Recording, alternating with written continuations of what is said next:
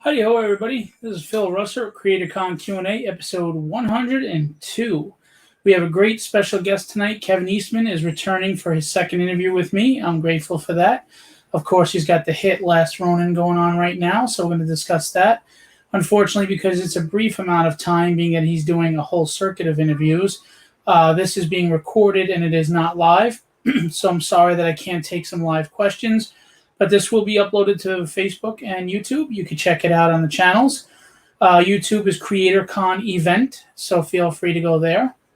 And Facebook, it's on my page, Creatorcon event, or Philip Russert, which is my regular page. So feel free to check these out once I upload this video. Mr. Eastman will be on in about 3 minutes. Just want to go over a few things. It's about a 12 to 15-minute interview, and that's about it. So we'll try to get straight to the punch when he comes on and get as much time in as we can. I also want to let you know that Tragedy is arriving at my home from the printer on Monday. So we got 3 days from now, it will be in my hands, my very first comic book that I ever wrote, published, created, etc. I'm very excited about that. I'm grateful for the opportunity, and thank you to everyone that has pledged on the Kickstarter who had made this happen. We made over 10 grand, 226 backers. That's just for a very first time out. That's just extraordinary. I'm grateful. I'm appreciative. And Tragedy number 2 is about to go underway, hopefully for an October release in Kickstarter, issue 2.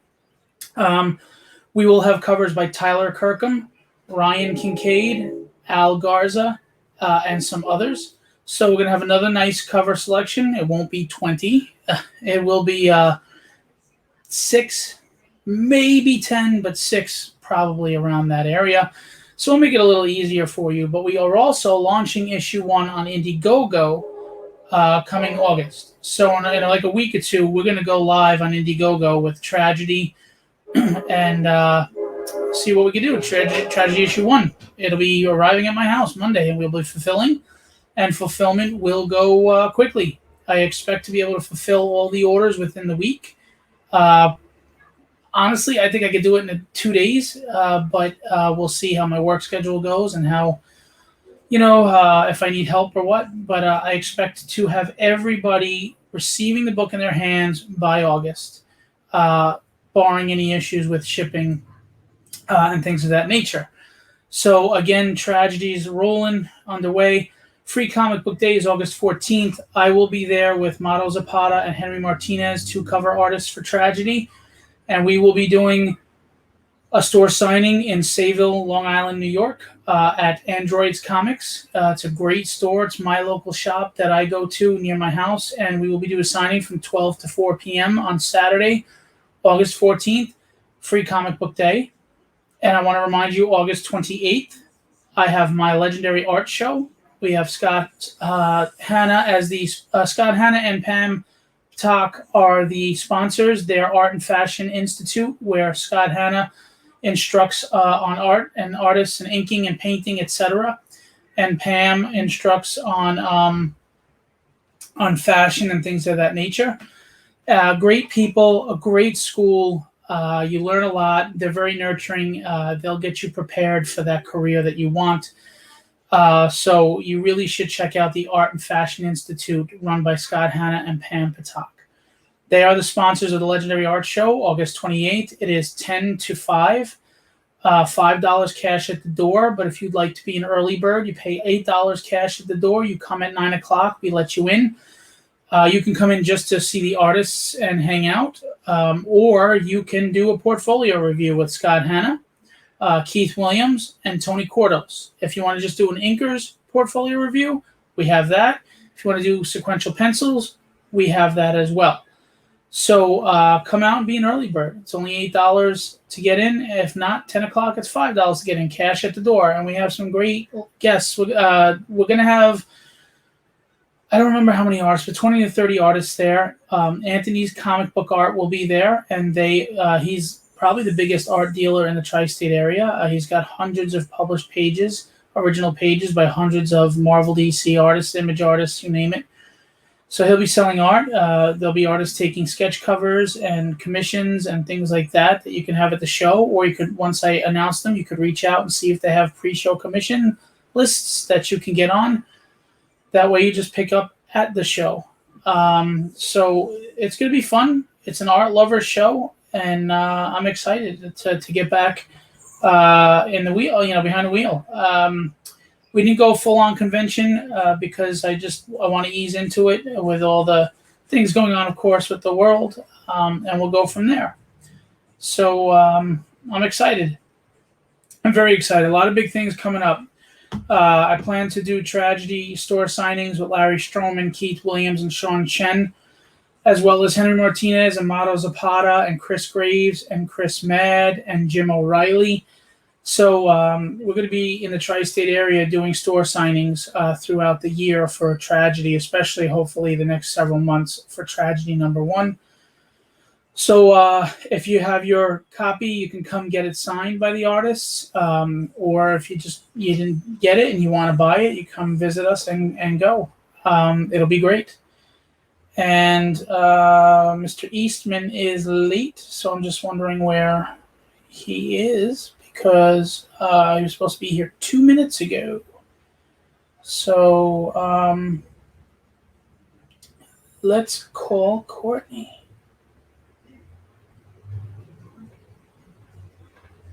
Let's see where they are.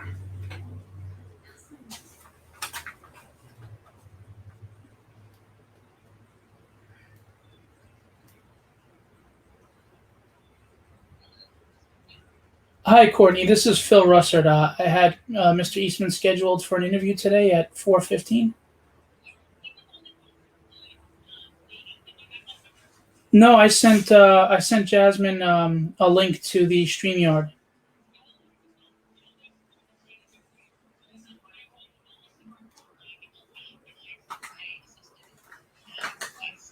I can email it to you right now. You know what? Let me type that in just while I have you here.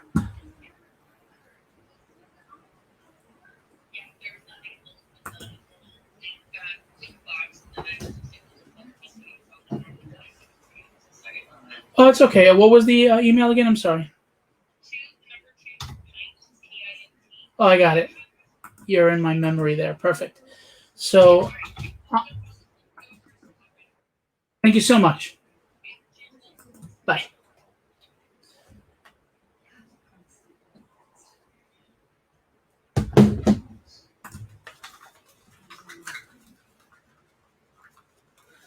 Okay, so there was a little misunderstanding, but Mr. Eastman is on his way. They didn't get the link that I sent them for whatever reason. So he's on a conference line waiting for me. So he thinks I'm late. So he should be joining us any moment now. And we'll get this going. So we got a lot going on, man. The Q&A. Tonight, I have Marissa Pope at 10 p.m. She's a phenomenal talent artist. She's a protege of Mike DeBalfo. Of course, she's an artist in her own right. She's very talented, very lovely person. We're going to have fun. But without further ado, our guest looks like he's here. We have Kevin Eastman. Sorry for the technical difficulties. There was a little bit of confusion, but I'm glad we get it worked out. There's always a glitch here and there. But nice to be here with you. How are you? Thanks for coming back. It's nice to interview you again. Nice to see you again, Phil. Yeah, your camera's kind of blurred. Is it? Yeah, and you're freezing. Let's see. We're batting 1,000 today. So how have you been? Good. Very busy. We've been doing. Actually, I'm gonna try to see if I can widen it. See if that'll help. Yeah, your audio is all pixelated too. It's the audio is weird, and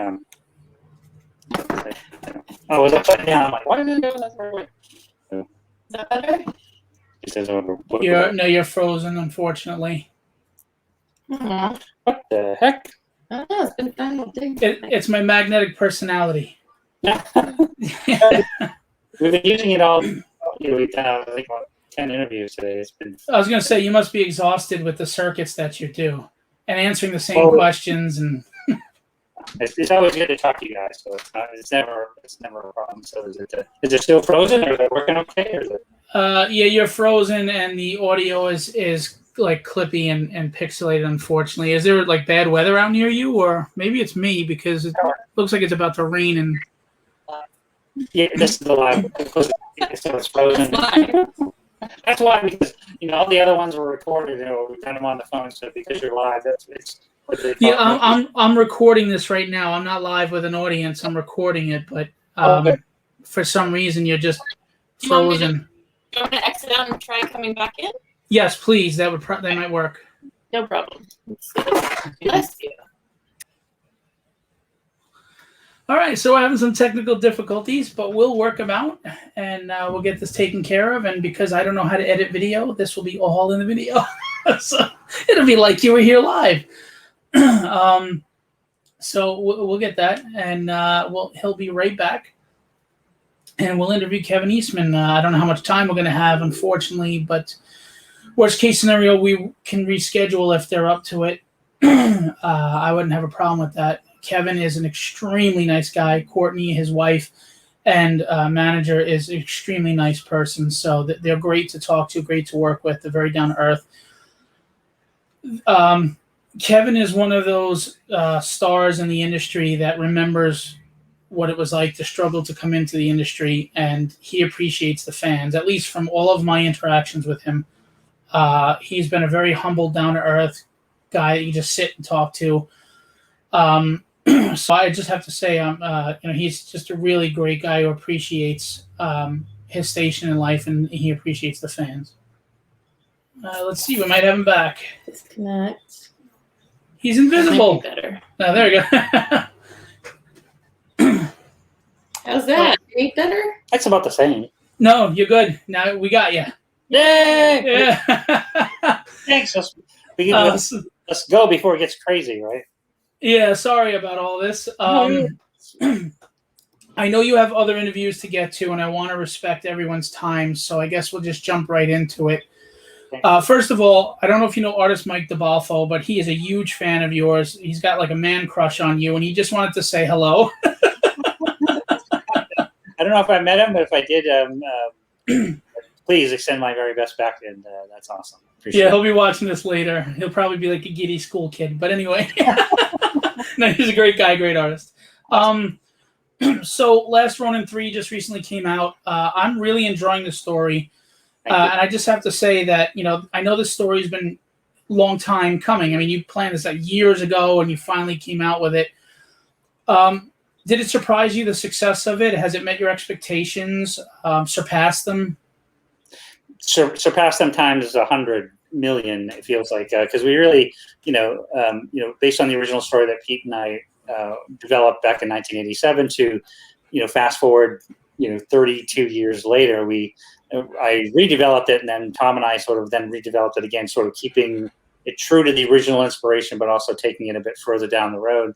And we hoped, it'd catch the eye of some of the original fans, and maybe some of the fans that, enjoyed the last 100 issues of the IDW comic, and we were just blown away by the response and could not be more thrilled. It's been a hoot.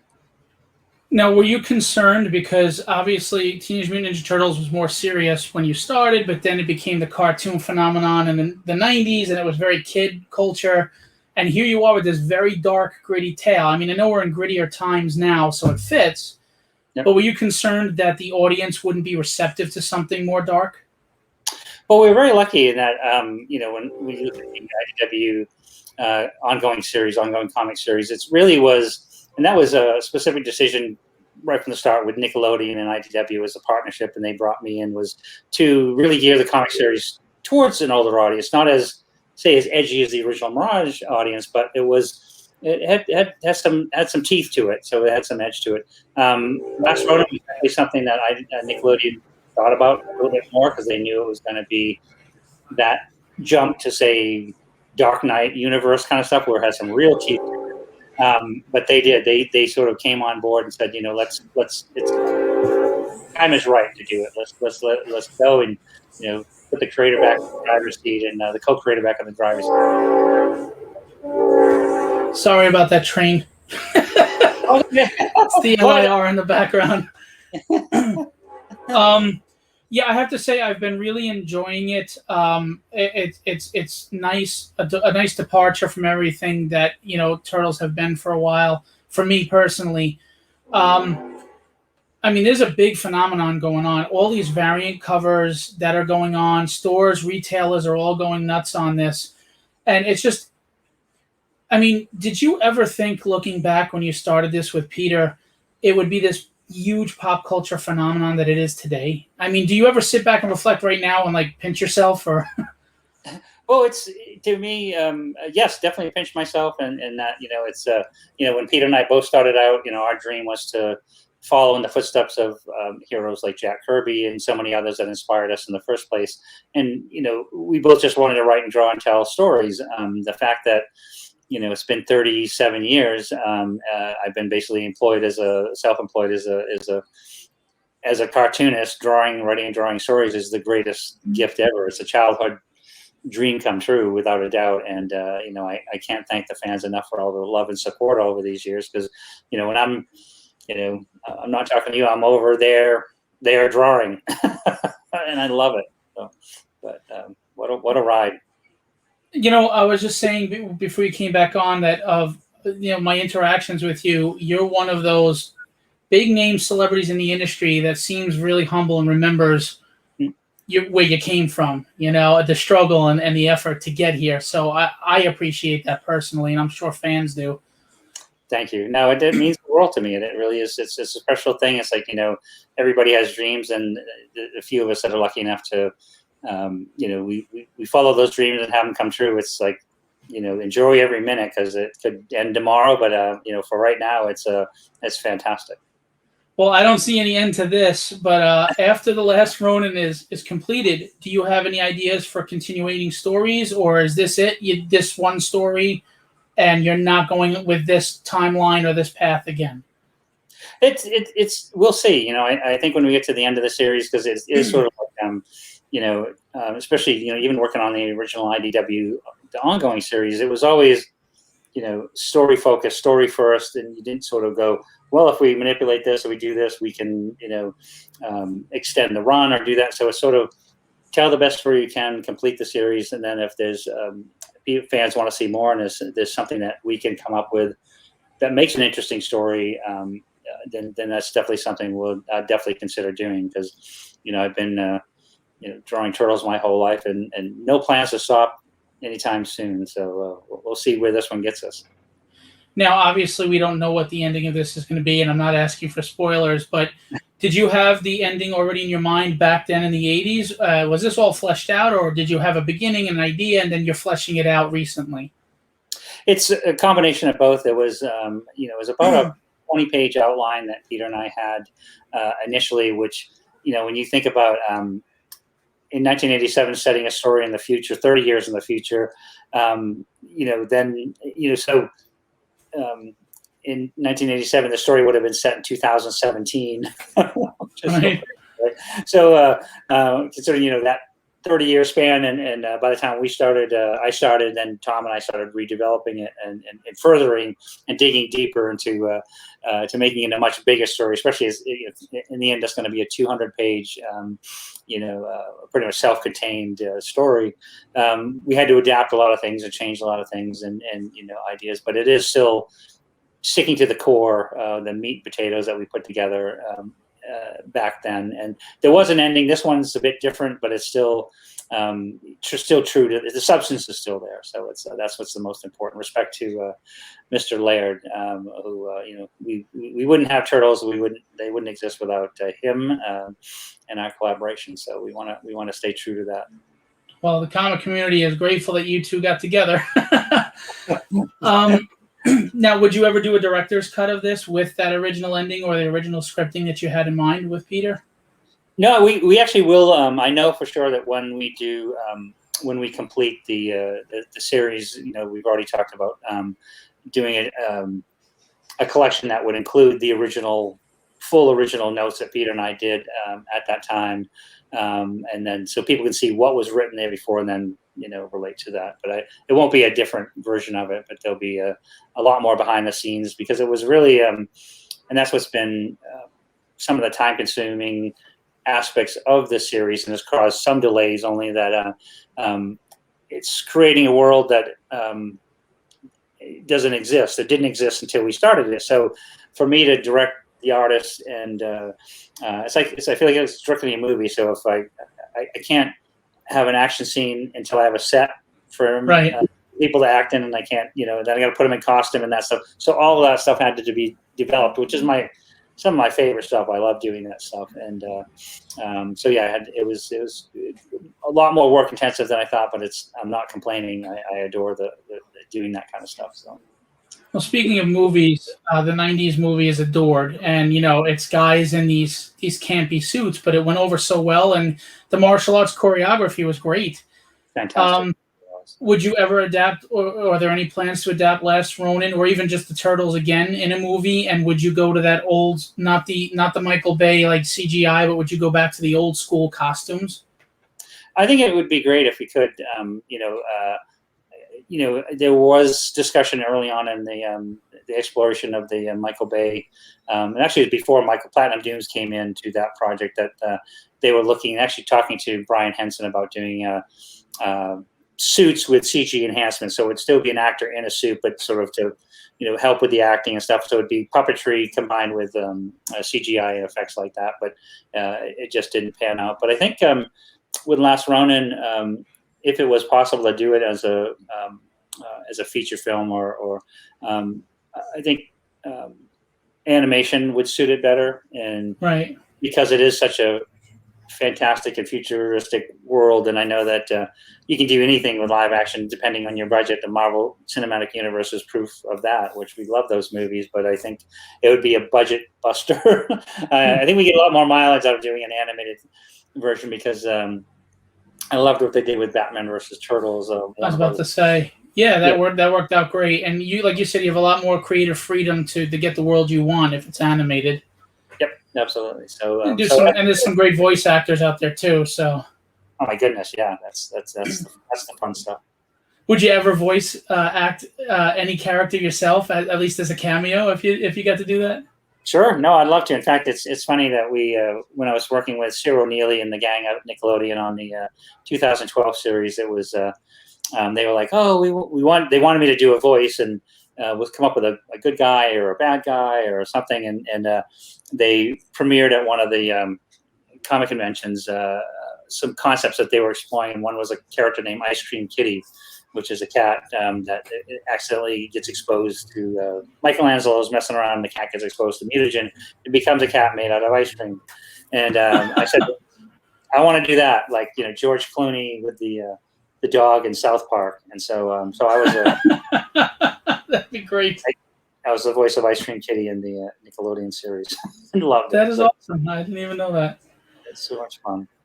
Now, you drew some pages as well, like in the book, and how do you stay passionate and inspired after all these years with Turtles, or just in general with all in the industry? What keeps your engine running? Because you've achieved so much already. Oh, thanks. No, it's it's the 8, 9, 10-year-old Kevin still in there somewhere, amongst the layers of pizza, but the.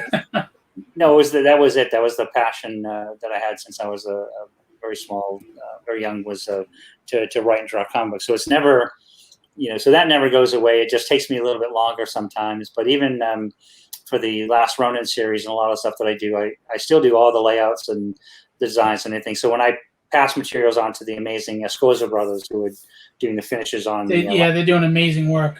Amazing, and of course the incredibly talented Ben Bishop. So I give them. It's full on storyboards. I give them storyboards, and it's not that I expect them to follow it to the to the line. It's sort of, this is what I'm looking for, and here's the detail I want, and then you be creative from that point. And it's a great system. It really works out good. So I love it. I really enjoy that aspect, the whole creative part of that. Well, being a fellow man-child, like you, I married up because we need them to keep us in line and focused, right? Because we'll be like a kid in a candy shop and like, no, focus now over here. So true. So true. Yeah. Yeah. Smart men marry up. So, I mean, are you drawing? I mean, I know you're doing the storyboarding, but are you drawing regularly? Are you looking to draw like interiors again, like at a regular basis, a series, things like that, or just guest starring here or there, storyboards? It really depends, because it depends on the project and the opportunity. So I did, through,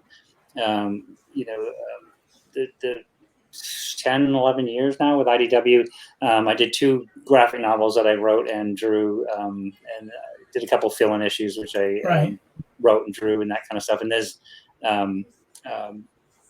that never gets old. That's a lot of fun. So I think that with this project in particular, I definitely wanted a much bigger team, because it would be 150 years before I finished it without the brothers and Ben helping with the particulars. But I definitely like to do something where I do all the material again. But it's not, it's I've got ideas, but the idea has to be right and the timing has to be right, and that's and we'll see with it where we end up on that. So, but I hope so.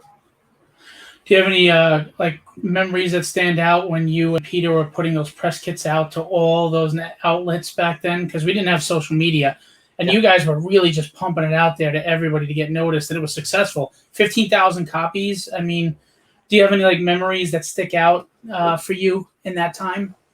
Well, it was just for us, it was it was all new. It was the Wild West. We really didn't have any knowledge of the comic industry, how it works, distribution, anything. And it was actually Pete's idea to put out a press release and just say, "Hey, we're here," and see if he goes. You never know. Nobody might be interested. Somebody might be interested. And it was one of the local papers in New England that picked it up, and it went out on the AP service. And then suddenly it was like, it ran. It was running. This segment ran all over the country, and it really generated a lot of stuff. But it was for us, it was like, figuring out as we went along and trying not to make too many mistakes, but having a great time doing it all. So.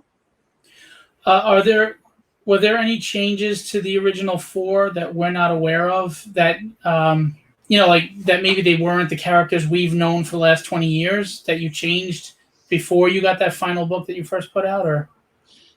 No, there was, well, we felt that similar to what, with the Last Ronin, is that we needed to create the world that they lived in. So we did a bunch of concept sketches of, turnarounds like you would for an animation, like front, top, side, bottom. So we could keep them consistent, because we were both writing, but we were also both drawing, like literally passing the pages back and forth. So we wanted to keep the consistency.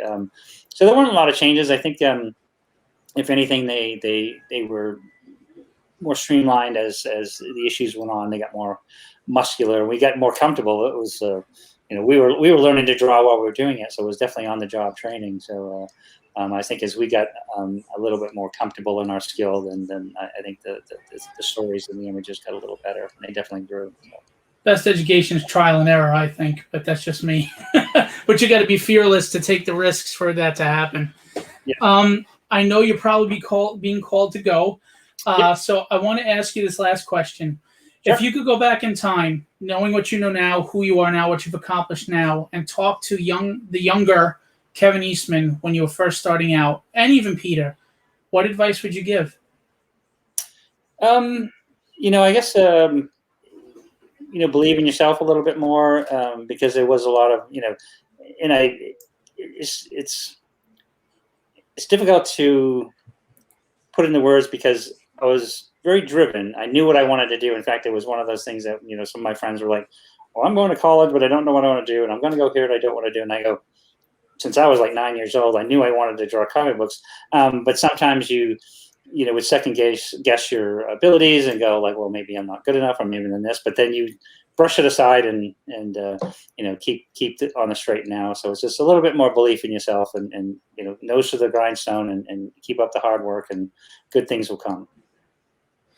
Well, that's great advice, and I know you have to get going for other interviews. I'm sorry we got a late start.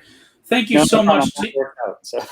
Yeah, thank you so much to you and Courtney. And my interactions are always awesome with you both, and you're always very accommodating, kind people. I hope to have you at my physical convention someday. I hope to be able to sit down and talk to you longer. You're just a really nice guy, very humble. Courtney's been very kind. I wish you nothing but continued success, and I'm really enjoying Last Ronin. So thank you so much for coming on today, and I appreciate it. Absolute pleasure talking to you. It's great. So let's do it again. But in the meantime, have a great day. You too. Enjoy the rest of the summer. Thanks to Courtney. Thank you. Bye. So that was Kevin Eastman, everybody. Sorry about the bumbling beginning and the technical errors and stuff like that. I apologize, but Kevin, is doing a circuit, so we only get about 12 to 15 minutes. And because we were late, they were kind enough to give us still the 15 minutes. So, they're really great. As you can see, Kevin's great to talk to. He's a really cool guy. And we'll have him back on again. Who knows? Maybe I can work out getting a full hour with him or something. That would be fantastic. Anyway, and who knows? Maybe I'll have him at my Creatorcon 2-day convention next year. We'll work it out. Anyway, so this will be uploaded to YouTube, and I'm going to upload it to Facebook for your viewing on Creatorcon event on YouTube, Creatorcon event page on Facebook, and Philip Russert on Facebook. You'll find it there. I'll make posts with the link. Thanks to everybody who supports the show and comes out to watch. Thank you to Kevin Eastman and Courtney Eastman for setting this up and being guests. And I just want to remind you, it is currently 7:42 p.m. here in Long Island at 10 o'clock, which is 2 hours and 18 minutes. I have an awesome artist and a really nice person, Marissa Pope. Marissa will be on tonight at 10 p.m. So come on out, hang out. Let's have some fun, and let's do it. All right, August 14th, Free Comic Book Day, Androids Comics, Tragedy book signing, myself, Mato Zapata, Henry Martinez, cover artists.